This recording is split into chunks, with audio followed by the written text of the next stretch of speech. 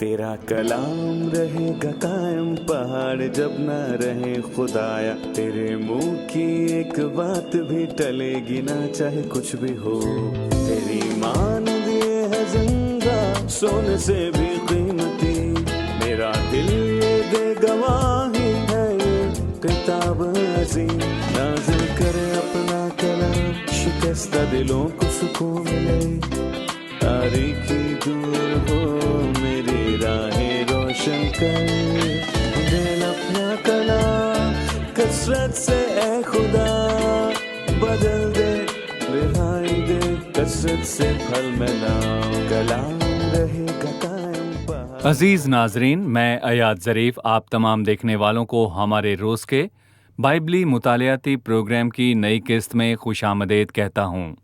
ہماری آج کی قسط یعقوب کے خط کی آخری قسط ہوگی۔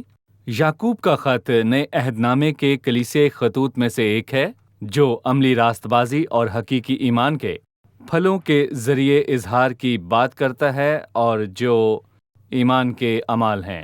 پروگرام کا آغاز کرنے سے پہلے اسٹوڈیو میں آئے خدا کے خادمین کا خیر مقدم کروں گا، ڈاکٹر فیض فواد اور ڈاکٹر محیب کا۔ آپ دونوں کو خوش آمدید۔ جی بہت شکریہ۔ اور ہمارے دیگر مہمانوں کو بھی خوش آمدید۔ ناظرین، ہم ایک چھوٹے سے وقفے کے بعد مطالعے کا باقاعدہ آغاز کریں گے۔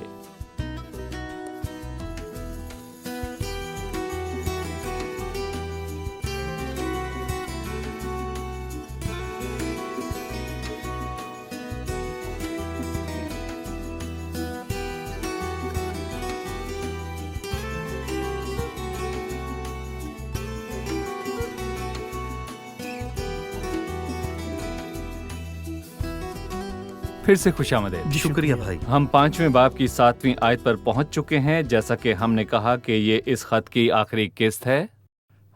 ہم نے یعقوب کے خط کا مطالعہ 16 ابواب میں مکمل کیا اور یہ سادہ عملی تعلیمات تھیں۔ یعقوب کا خط اپنے معنی و مفہوم میں بہت گہرا ہے۔ اب میں 7ویں آیت سے پڑھوں گا اور اس کے بعد ڈاکٹر فیض آپ سے میں سوال کروں گا۔ پس اے بھائیو، خداوند کی آمد تک صبر کرو۔ دیکھو، کسان زمین کی قیمتی پیداوار کے انتظار میں پہلے اور پچھلے مہینے کے برسنے تک صبر کرتا رہتا ہے۔ تم بھی صبر کرو اور اپنے دلوں کو مضبوط رکھو، کیونکہ خداوند کی آمد قریب ہے۔ اے بھائیو، ایک دوسرے کی شکایت نہ کرو تاکہ تم سزا نہ پاؤ۔ دیکھو، منصف دروازے پر کھڑا ہے۔ اے بھائیو، جن نبیوں نے خداوند کے نام سے کلام کیا، ان کو دکھ اٹھانے اور صبر کرنے کا نمونہ سمجھو۔ دیکھو، صبر کرنے والے کو بہت مبارک کہتے ہیں۔ تم نے ایوب کے صبر کا حال تو سنا ہی ہے، اور خداوند کی طرف سے جو اس کا انجام ہوا اسے بھی معلوم کر لیا، جس سے خداوند کا بہت ترس اور رحم ظاہر ہوتا ہے۔ مگر اے بھائیو، سب سے بڑھ کر یہ ہے کہ قسم نہ کھاؤ، نہ آسمان کی، نہ زمین کی، نہ کسی اور چیز کی، بلکہ ہاں کی جگہ ہاں کرو اور نہیں کی جگہ نہیں، تاکہ سزا کے لائق نہ ٹھہرو۔ ڈاکٹر فیض 7ویں آیت ہے، اے بھائیو، خداوند کی آمد تک صبر رکھو۔ اس دعوت میں آپ کیا دیکھتے ہیں؟ پہلی 5 آیات میں رسول کسی ایسے شخص کی بات کر رہا ہے جو دوسروں پر ظلم کرتا ہے اور خود عیاشی سے رہتا ہے، لیکن باب کے آخری حصے میں وہ مظلوموں کے دکھ درد کے بارے میں بات کرتا ہے۔ وہ ان سے مخاطب ہے جو کہ دکھی اور مظلوم ہیں۔ وہ انہیں علاج کے لیے دوا لکھ کر دیتا ہے۔ جبکہ ہم دکھ درد اور ناانصافی کا سامنا کر رہے ہیں تو کیا ہے جو ہمیں آرام دے سکتا ہے؟ وہ انہیں ایسے اصولوں سے متعارف کرواتا ہے۔ ان میں سے پہلا صبر سے خدا کا انتظار کرنا ہے۔ پس اے بھائیو، خداوند کی آمد تک انتظار کرو۔ وہ اس کے آگے کس کی مثال رکھتا ہے؟ کسان جو بیج بوتا ہے، جو روتا ہوا بیج بونے جاتا ہے۔ وہ نہ صرف بیج بوتا ہے بلکہ صبر سے انتظار کرتا ہے جب تک کہ پھل نہ آ جائے، اور یہاں تک کہ وہ تب بھی انتظار کرتا ہے جب اس پر پھل آ جاتا ہے، اور وہ مقررہ وقت تک پھل کی دیکھ بھال کرتا ہے، اور اگر بارش کے آنے میں دیر ہو جائے لیکن بالآخر وہ اس کی کٹائی کرتا اور خوشی سے لوٹتا ہے۔ سو آپ بھی انتظار کریں۔ لہٰذا سب سے پہلی بات صبر کے ساتھ خداوند کا انتظار کرنا ہے، اور خداوند کی آمد کا ذکر 2 مرتبہ ہوا کیونکہ اس کا کان اور دل دونوں پر اچھا اثر پڑتا ہے، اور یہ ایک میٹھی دھن ہے جو کانوں میں رس گھولتی ہے۔ زندگی ہمیشہ ایسی نہ رہے گی۔ ناانصافی اور ہولناک منظر جو ہمارے آس پاس ہیں ہمیشہ کے لیے نہیں، سب چیزوں کا خاتمہ ہونے والا ہے کیونکہ خدا کی آمد نزدیک آ پہنچی ہے۔ لہٰذا صبر سے کام لیں۔ حالات ہمیشہ ایسے نہ رہیں گے جیسے آج ہیں، اور مصیبت کے 2 ही दिन है और इसका खात्मा होकर रहेगा।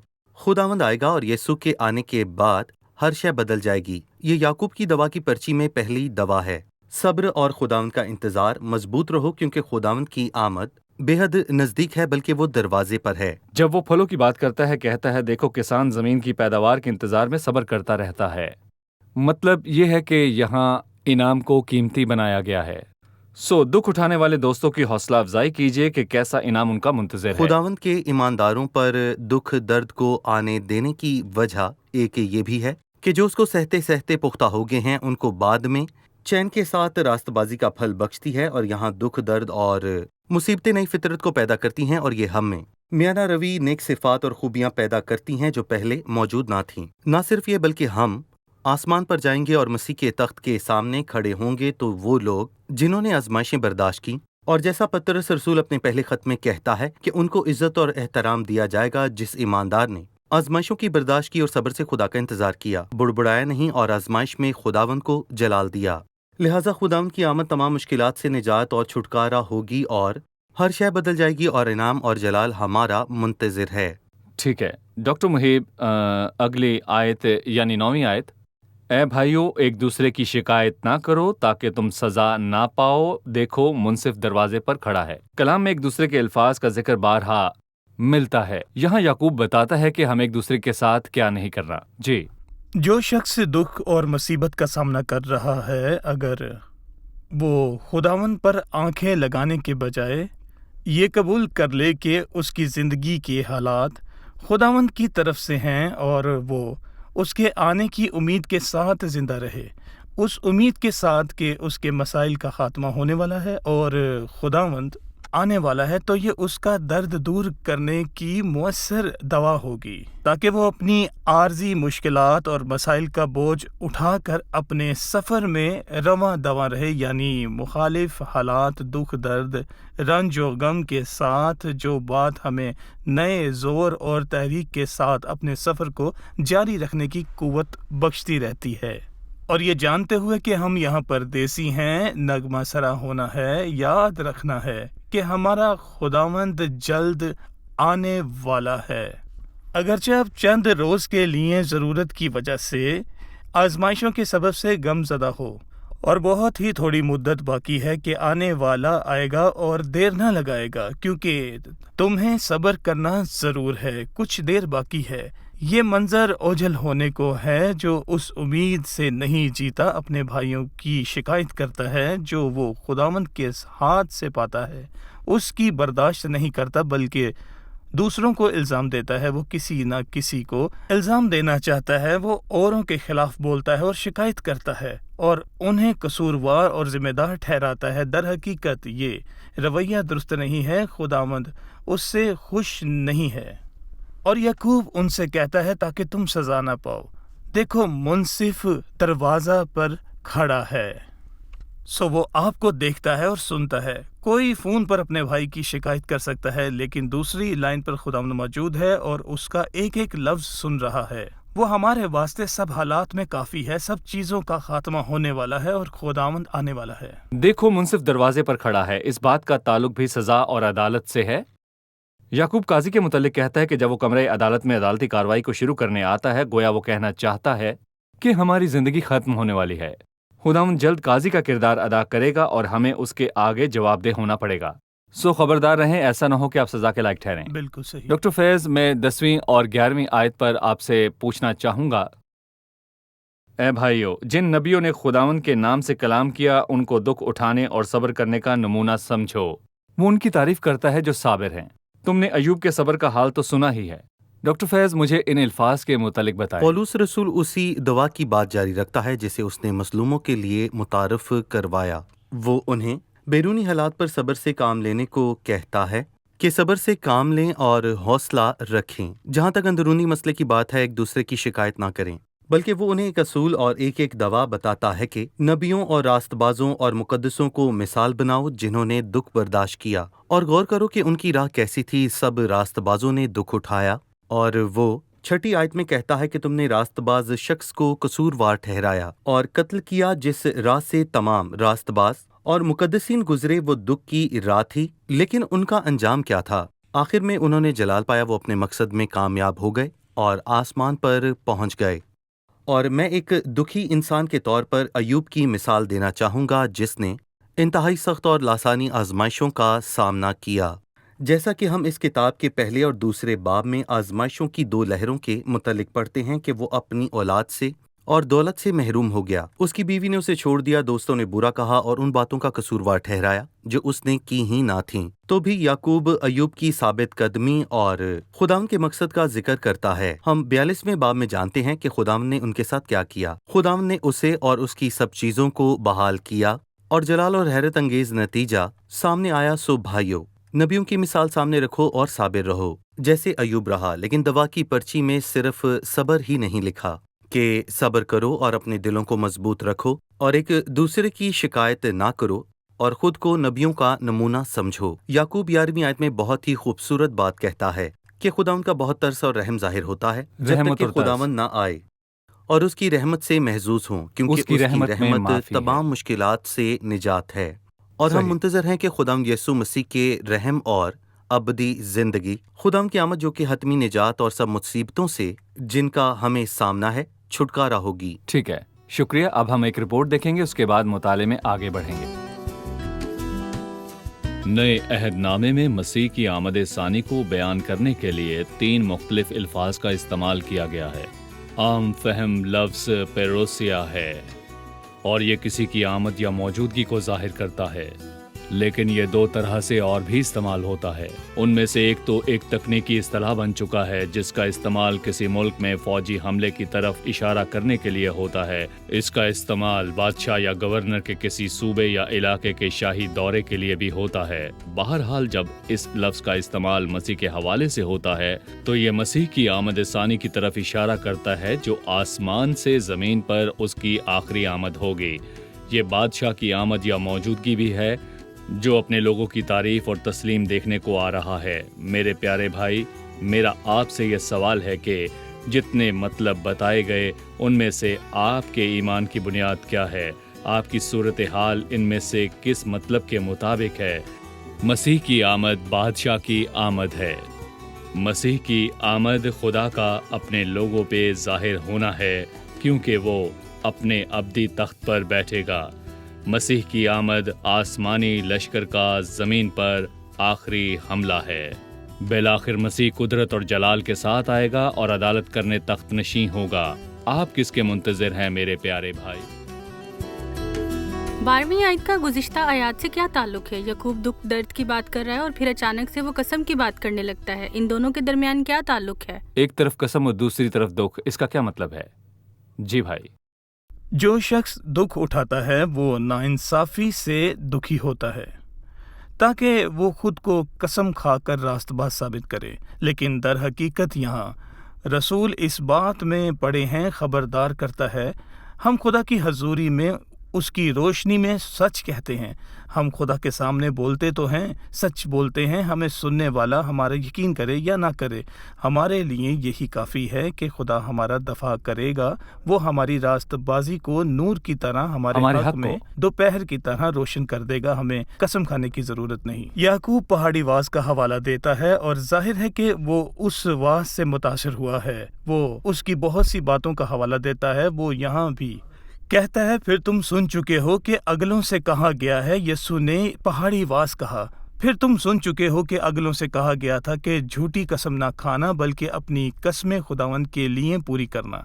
اس کا مطلب ہے کہ بے فائدہ قسم نہ کھانا، لیکن میں تم سے یہ کہتا ہوں کہ بالکل قسم نہ کھانا، نہ تو آسمان کی کیونکہ وہ خدا کا تخت ہے، نہ زمین کی کیونکہ وہ خدا کی چوکی ہے، نہ یروشلم کی کیونکہ وہ بزرگ بادشاہ کا شہر ہے، اور نہ ہی اپنے سر کی کیونکہ تو اپنا ایک بال بھی سفید یا کالا نہیں کر سکتا ہے، بلکہ تمہارا کلام ہاں ہاں یا نہیں نہیں ہو، کیونکہ جو اس سے زیادہ ہے وہ بدی سے ہے۔ خداوند اپنے لوگوں کو یہ اصول سکھاتا ہے، سچائی، صاف گوئی، شفقت اور روشن کلامی۔ مجھے اپنے الفاظ کا ثبوت دینے کے لیے قسم کھانے کی ضرورت نہیں ہے۔ یہودیوں میں قسم ملزم اور قسم گیر ملزم ہوتا تھا۔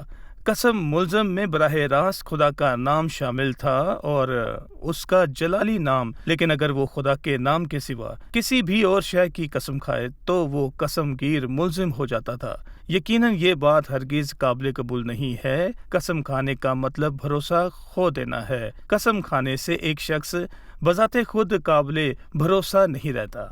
यहाँ तक कि जहाँ लोगों में सच्चाई और ईमानदारी है, गैर ईमानदारों को अपने अल्फाज का सबूत देने के लिए कसम नहीं खानी पड़ती, क्योंकि उस कौम में कोई भी झूठ बोले या धोखा देने के काबिल नहीं है। अगर ऐसा होता है तो ये बहुत शर्मिंदगी की बात मानी जाती है, क्योंकि उस शख्स ने झूठ बोला और इंसाफ का कत्ल किया, और ये उस कौम में गैर तबी बात है जहाँ सच्चाई गालिब है। लिहाजा ईमानदारों की जमात में ये बात अहम है। ठीक है। 13वीं आयत में कसम खाने के बाद डॉक्टर फैज़ वो कहता है, अगर तुम में कोई मुसीबत ज़दा हो तो दुआ करे, अगर खुश हो तो हम्द के गीत गाए। किसी भी हाल में दुआ करना और हम्द करना, इसके मुतालिक बताइए। मैं यहाँ पर ये कहना चाहूँगा कि आयत 7 ता 20 जो कि 14 आयात हैं, उनमें एक बात 7 बार लिखी गई, यानी कि वो खुदा की 7 बातें हैं। फिर आयत 13 ता 20 जो कि 8 आयात हैं, इनमें लफ्ज़ दुआ का जिक्र 7 बार मिलता है। और 13वीं आयत में रूहुल कुद्स हमारे सामने एक खाका खींचता है कि एक ईमानदार को खुशी, उदासी और दर्द में कैसा बर्ताव करना चाहिए। सो भले ही हम खुश हों, उदास हों या फिर दुखी हों, हमें गैर ईमानदारों से मुख्तलिफ बर्ताव करना है, और हमारा खुशी मनाने का तरीका सबसे मुख्तलिफ है। दुनियावी लोग एक ख़ास तरह से दुख का सामना करते हैं, लेकिन ईमानदार दुख को अलग अंदाज से कबूल करता है। लिहाजा याकूब कहता है कि मुसीबत और दुख और आजमाइश के वक्त हम सिर्फ एक ही काम कर सकते हैं, और वो दुआ है। और हमारे पास खुदा है और वही हमारा छुड़ाने वाला है। हम खुदा के फजल के तख्त के सामने जाते हैं जहाँ हम खुद को उंडेलते हैं। और मुझे याद है कि मुआबी, अमूनी और कुहे शेर के बाशिंदे यहूसफत से लड़ने के लिए जमा होंगे। वो खुदावंद के पास गया और दुआ की। जब जरा कोशी आसा पर हमला करने को था तो वो खुदावंद के हजूर गया। जब सनखरिब ने हिजकिय्याह बादशाह को धमकी अमेज पैगाम भिजवाया, वो खुदा की हजूरी में गया और तमाम खतूत बिछा दिए। हमें भी ऐसा ही करना है, और हमारे पास खुदावंद के पास भागने के सिवा और कोई राह नहीं। वही हमें बचा सकता है, और उसके पास हमारे मसाइल के हज़ारहा हल हैं, और इसीलिए हम उसी के पास जाते हैं, क्योंकि वही हमारे मसाइल को हल करता है। और आप में कोई है जो दुख उठा रहा है, वो दुआ करे। पर जब खुश हो तो क्या करें? दरअसल हमारी जिंदगियां खुशी से खाली नहीं। खुदा हमें खुशी देता है, और हमें किस तौर पर खुशी मनानी चाहिए? गाकर, हम्द करके, खुदावंद की निजात के नगमे गाकर। और फिर ना सिर्फ हमें इबादत खानों में ऐसा करना है, बल्कि अपने घरों में भी ऐसा ही करना है। लिहाजा जो दुख उठा रहे हैं दुआ करे, जो खुश है हम्द के गीत गाए। लेकिन 14वीं और 15वीं आयत में है कि अगर कोई बीमार है, अगर तुम में कोई बीमार हो तो कलीसिया के बुजुर्गों को बुलाए और वो खुदावंद के नाम से उसको तेल मलकर उसके लिए दुआ करे। जो दुआ ईमान के साथ होगी उसके बायस बीमार बच जाएगा और खुदावंद उसे उठा खड़ा करेगा, और अगर उसने गुनाह किए हों तो उनकी भी माफ़ी हो जाएगी। सवाल है, बीमारों पर दुआ करने और तेल मलने के हवाले से बाइबल की नज़रियात की रोशनी में इनके मुतालिक बताइए। ये एक तरह से मुकद्दसों और बीमार भाई के दरमियान रफ़ाकत है। खुदावंद उसकी हौसला अफजाई करता है। मत्ती 25 में वो उसका हवाला देता है और हमारी हौसला अफजाई करता है कि हम ऐसा करें। वो कहता है कि मैं भूखा था और तुमने मुझे खाना खिलाया, मैं प्यासा था तुमने मुझे पानी पिलाया, मैं बीमार था तुमने मेरी खबर ली। जब ज़बरदस्त बुजुर्ग बीमार भाई की खबर लेने को जाते हैं तो ये एक किस्म की पासबानी और हौसला बख्श काविश है जो उसके मुश्किल हालात में की जाती है। वो उसके साथ और उसके लिए दुआ करते हैं, साथ ही अगर उन्हें कोई रूहानी तजर्बा और फहम हासिल हो, क्योंकि वो कलीसिया के रूहानी लोग हैं। वो जान जाते हैं कि अगर वो कोई बीमार किसी गुनाह का नतीजा है जो उसके भाई ने किया और उसे तौबा करने की ज़रूरत है, तब वो उसकी मदद करते हैं। जब वो भाई दुआ करता है और तौबा करता है, अगर उसने गुनाह किया हो तो वो उसे बख्शा जाएगा। वो उसे तेल मलते हैं। ये किसी किस्म का इलाज हो सकता है या जख्मों के लिए मरहम का काम करने वाला, क्योंकि ये लोग एज़ा रसाई या मारपीट के सबब से बीमार हो सकते हैं और कुछ भी ऐसा हो सकता है। तो तेल दर्द से राहत देता है। खुदावंद ने तिबी इमदाद लेने पर या किसी अच्छे तरीके से इस्तेमाल करने से एतराज़ नहीं किया है। ہر بار معجزاتی طور پر جواب دینے کی ضرورت نہیں۔ اس کے لیے پہلا حوالہ یہ ہے کہ میں خداوند تیرا شافی ہوں، جس کا تعلق مارا سے اور اس کے درخت سے ہے جسے پانی میں ڈالا گیا ہے۔ سو عین ممکن ہے کہ خداوند خارے پانی کا علاج کرے اور اسے میٹھا کر دے اس درخت کا استعمال کیے بنا، لیکن کسی چیز کو اسی جگہ پر استعمال کرنے کی اجازت نہیں ہے۔ مثال کے طور پر حزقیہ بیمار تھا اور مرنے کو تھا، اور خداوند نے اس سے کہا اپنے گھر کا انتظام کر لے کیونکہ تو مر جائے گا۔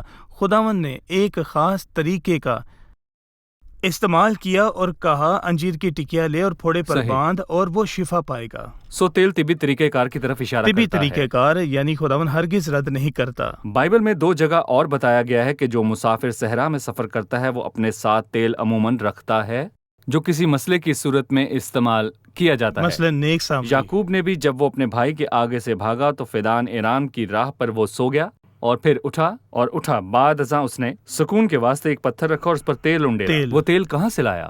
یہ سفر میں لازمی رکھا جاتا تھا، اسے راہ کی طبی امداد کے لیے وہ درکار تھا۔ بالکل نیک سامری کے پاس تیل اور میں موجود تھا۔ سو یہ یہودی روایت ہے جو ان کے ہاں تھی کہ صحرا میں چلتے مسافر کے پاس یہ طبی امداد تھی جس میں تیل شاید ہمارے بیمار شخص کو تیل ملنا بھی یہودی روایت کا حصہ تھا۔ کسی بھی طریقے کو استعمال کرے، لیکن اچھا ہے کہ یعقوب انہیں بتاتا ہے کہ جو دعا ایمان کے ساتھ ہوگی اس کے باعث بیمار اچھا ہو جائے گا۔ تیل شفا دے گا بلکہ خداوند شفا دے گا اور خداوند ہی دعاؤں کا جواب دے گا۔ ڈاکٹر فیض، اس کے بعد یعقوب ایلیا نامی شخص کی بات کرتا ہے جو مرد دعا تھا اور کہتا ہے کہ ایلیا ہمارا ہم طبیعت انسان تھا، اس نے بڑے جوش سے دعا کی کہ می نہ برسے، چنانچہ 3.5 برس تک زمین پر می نہ برسا۔ پھر اس نے دعا کی تو آسمان سے پانی برسا اور زمین میں پیداوار ہوئی۔ ایلیا کی دعا۔ یعقوب رسول ہمیں مثال دیتا ہے کہ دعا کیا کر سکتی ہے۔ ہم کہتے ہیں کہ دعا وہ سب کر سکتی ہے جو خدا کر سکتا ہے، اور دعا خدا کے ہاتھ کو حرکت دینے کا کام کرتی ہے، اور ایلیا نے جو کچھ کیا وہ ہمارے سامنے مثال ہے کہ دعا کیا کر سکتی ہے، کہ آسمان کو 3 برس اور 6 مہینوں کے لیے بند کر دے۔ لیکن سب سے پہلے جو خدا نے چاہا اس نے اسے کیسے پورا کیا؟ ایلیا کی دعا کے وسیلے سے۔ ایک طرف خدا کا مقصد ہے اور یہیں پر دوسری طرف انسان کی ذمہ داری ہے کہ وہ دعا کرتا رہے۔ خدا اپنے فضل سے اپنے مقاصد کو پورا کرتا ہے، لیکن وہ اس کے لیے ایماندار کی دعا کو استعمال کرتا ہے۔ ایک بار ایلیا نے دعا کی کہ آسمان بند ہو جائے، اور 3 برس 6 ماہ تک آسمان بند رہا، اور پھر اس نے دعا کی کہ آسمان سے پانی برسا اور زمین میں پیداوار ہوئی۔ یہ ایک مثال ہے کہ ایک دعا سچ میں کیا کر سکتی ہے اگر وہ خدا کی مرضی کے عین مطابق ہو۔ ایک بات کہی جاتی ہے کہ دعا اس ہاتھ کو حرکت میں لاتی ہے جو ساری کائنات کو حرکت دینے والا ہے۔ اب ہم مہمانوں سے ایک آخری سوال لیں گے۔ اے میرے بھائیو، اگر تم میں سے کوئی راہ حق سے گمراہ ہو جائے اور کوئی اس کو پھیر لائے تو وہ یہ جان لے کہ جو کوئی کسی گناہگار کو اس کی گمراہی سے پھیر لائے گا وہ ایک جان کو موت سے بچائے گا اور بہت سے گناہوں پر پردہ ڈالے گا۔ ہم چاہتے ہیں کہ ان 2 آیات کی وضاحت کی جائے۔ جی بھائی۔ واضح طور پر وہ یہاں ایماندار بھائیوں کی بات کر رہا ہے کہ اگر تم میں کوئی راہ حق سے گمراہ ہو جائے سو وہ کسی گناہگار کا نہیں بلکہ ایماندار کا حوالہ دے رہا ہے جو حق سے گمراہ ہو گیا، بھلے حق سچائی کی تعلیم ہو یا پھر سچائی کی راہ پر چلنا۔ اگر کوئی گمراہ ہو کر غلط راہ پر چل پڑے تو خدا کی کلیسیا کے چرواہوں کے کام کی بازی آتی ہے، پاسبان، استاد یا نگران۔ جو کوئی بھی حق سے گمراہی کی نشاندہی کرتا ہے اس کو پھیر لانا ہے۔ چرواہوں کی ذمہ داری بڑی ہے کیونکہ چرواہے 5 کام کرتے ہیں۔ کمزوریوں کو مضبوط کرتے ہیں، زخموں کو باندھتے ہیں، شکستہ دلوں کو جوڑتے ہیں اور کھوئے ہوئوں کو تلاش کرتے ہیں۔ یہ تمام مختلف طرح کے ایماندار ہیں۔ ایک چرواہے کی آنکھ اپنی بھیڑوں کے حال کو دیکھتی ہے اور ہر ایک کی ضرورت کو جان لیتی ہے۔ سو جو معاملہ یہاں ہے، کسی نے اس بھائی کو نہیں نکالا، وہ گمراہ ہو گیا اور گمراہ ہو کر غلط راہ پر چل پڑا، لیکن ہمیں اس کی طرف مایوس نہیں ہونا۔ تم جو روحانی ہو اس کو حلیم مجازی سے بحال کرو اور اپنا بھی خیال رکھ۔ جب ایک چرواہا اپنے پاسبانی کردار کو ادا کرتا ہے تو رحم دل ہوتا ہے اور حوصلہ افزائی کرتا ہے اور اپنے بھائی کے قدموں کو مضبوط کرتا ہے اور اس کے سامنے حق کو عیاں کرتا ہے۔ اسے مایوس نہیں ہونا چاہیے، بھلے ہی اسے لگے کہ اس کے بھائی کا حال واقعی مایوس کن ہو گیا ہے۔ ہم کسی کو کھونا نہیں چاہتے۔ گلہ میں ہر ایک خاندان خداوند کی نظر میں قیمتی ہے۔ وہ ایک جان کو موت سے بچاتا ہے۔ موت تعذیب کا حصہ ہے یقیناً، کیونکہ وہ ایماندار ہے۔ اگر ایماندار گمراہ رہنے پر بازد ہو تو تعذیب پاتے وہ موت کے حوالے ہو سکتا ہے۔ تعذیب کی موت اور بتیرے سو بھی گئے ہیں۔ محبت بہت سے سو بھی گئے۔ جی، محبت بہت سے دیکھیں، محبت بہت سے گناہوں پر پردہ ڈال دیتی ہے۔ یہ چرواہا اس بھائی کو جو گمراہ ہے مزید گمراہی اور مزید خطاؤں سے بچا رہا ہے جسے وہ بحال کر رہا ہے۔ آپ کا بہت شکریہ۔ ایک بہت ہی سادہ خط ہے جس کی تحریر سادہ ہے۔ ہم نے 16 ایک ساتھ میں 5 ابواب کا مطالعہ کیا، اور اگر مزید تفصیل میں جاتے تو زیادہ حاصل کرتے، لیکن ہماری ذمہ داری ہے کہ جو ہم نے سنا اس کے مطابق جئیں۔ خداوند آپ کو برکت دے۔ آپ کے ہمراہ مطالعے کا لطف آیا۔ اب ہم مہمانوں سے ان کی رائے جانیں گے۔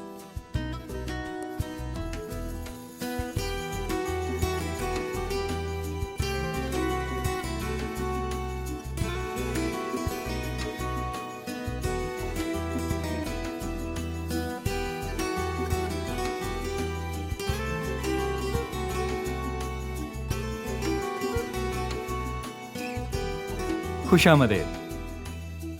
7ویں اور 8ویں آیت میں خداوند کی آمد کے متعلق یعقوب بھائیوں سے کہتا ہے کہ پس اے بھائیو خداوند کی آمد پر صبر رکھو۔ وہ انہیں صبر رکھنے اور خداوند کی آمد پر آنکھیں مرکوز کرنے کو کہتا ہے، کیونکہ اگر خداوند کی آمد کا دھیان ہمیں ہمیشہ رہے گا تو ہم جانیں گے یہ زندگی وقتی اور عارضی ہے۔ اس لیے یہ اہم ہے کہ جب ہم تکالیف کا سامنا کرتے ہوئے جی رہے ہیں تو ہم خداوند کی آمد کو یاد رکھیں۔ پھر یعقوب انہیں مشورہ دیتا ہے کہ خداوند کا انتظار کرتے ہوئے انہیں کیا کرنا ہے۔ وہ انہیں صبر رکھنے کو کہتا ہے کہ اپنے دلوں کو مضبوط کریں اور قدیم لوگوں کے صبر کو یاد کریں۔ جب تک ہم زمین پر ہیں ہم خدا کی رحمت سے لطف اندوز ہوں گے جو اس کی آمد سے پہلے ہمارے واسطے موجود ہے۔ جی ٹھیک ہے، کیا کہیں گے؟ زبردست، صحیح۔ دکھ، درد اور تکلیف اور مصیبت کو برداشت کرنے اور قسم کھانے کی بات کرتے ہوئے وہ انہیں قسم کھانے کے ممنوع ہونے سے خبردار کیوں کرتا ہے؟ کون بتائے گا؟ بہت بار جب کوئی شخص مشکل حالات سے گزرتا ہے تو وہ چاہتا ہے کہ تصدیق ہو کہ اسے واقعی ناانصافی کا سامنا ہے، تب وہ قسم کھاتا ہے۔ لہٰذا یعقوب انہیں خبردار کرتا ہے۔ وہ کہتا ہے کہ خود کو خدا کے ہاتھوں میں سونپ دیں۔ ٹھیک ہے، آپ سب کا شکریہ، خادمین کا بھی شکریہ۔ خداوند آپ سب کو برکت دے۔ عزیز ناظرین، یعقوب نے ہمارے واسطے خط کے آخر میں اس واحد راہ کا نقشہ کھینچا ہے جس پر ہمیں مشکلات اور پریشانی میں چلنا ہے۔ یہ راہ دعا کی راہ ہے۔ جو دکھ درد اٹھاتا ہے اسے دعا کرنی ہے۔ سو کامیاب اور مؤثر طریقہ دعا کا طریقہ ہے۔ میں جانتا ہوں جو اس وقت میں بول رہا ہوں تو تمام ناظرین اور زیادہ تر وہ ناظرین جو اس وقت ہمیں دیکھ رہے ہیں ہمارے اس خطے سے، میں جانتا ہوں کہ انہیں مشکلات، مصیبتوں اور درد کا سامنا ہے۔ وہ ایذا رسائی کا شکار ہیں۔ سو ہمارے لیے واحد جواب دعا ہے۔ سو آئیے دعا کیجیے۔ اگر آپ ستائے ہوئے ہیں دعا کریں، اگر بیمار ہیں تو دعا کریں، اگر مصیبت میں ہے دعا کریں۔ یک دل ہو کر اس بلند و بالا ہستی کا دروازہ کھٹکھٹائیں۔ آئیے خدا کے ہاتھ سے، اس کے جذبات اور اس کے دل سے گفتگو کریں۔ مل کر خدا کے اس ہاتھ کو حرکت میں لائیں جس میں پوری کائنات کی حرکت ہے۔ دعا کے سوا کوئی ہتھیار نہیں، اور مظلوموں کی مدد کے سوا ہمارے پاس کوئی دوسرا ذریعہ نہیں۔ دکھیاروں کی مدد کے لیے ہمارے پاس دعا کے سوا کچھ بھی نہیں ہے۔ آئیے دعا کریں اور صبر کے ساتھ خداوند کے منتظر رہیں۔ آنے والی قسط میں ایک نئی کتاب کے مطالعے کے ساتھ پھر حاضر ہوں گے۔ خداوند آپ کو برکت دے۔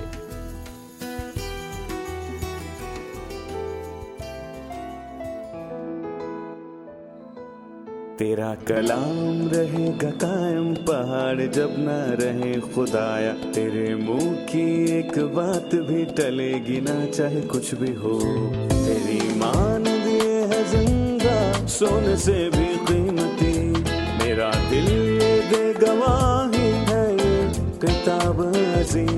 نازل کرے اپنا کلام، شکستہ دلوں کو سکون ملے، تاریکی دور ہو میری راہیں روشن کر، دل اپنا کلام کثرت سے اے خدا بدل دے، رہائی دے کثرت سے پھل ملاؤ۔ کلام رہے گا قائم، پہاڑ جب نہ رہے خدایا، تیرے منہ کی ایک بات بھی ٹلے